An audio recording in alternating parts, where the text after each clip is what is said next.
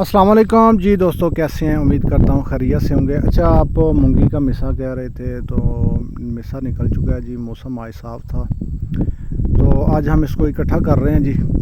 मिसा बड़ा ही ज़बरदस्त है, बड़ा कमाल का, खाने के काबिल और बिल्कुल खुशक है।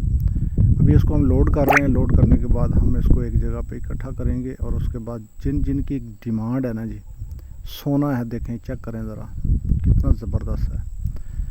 तो एक एक दाना इसके फली भी है और दाना भी इसके अंदर मौजूद है।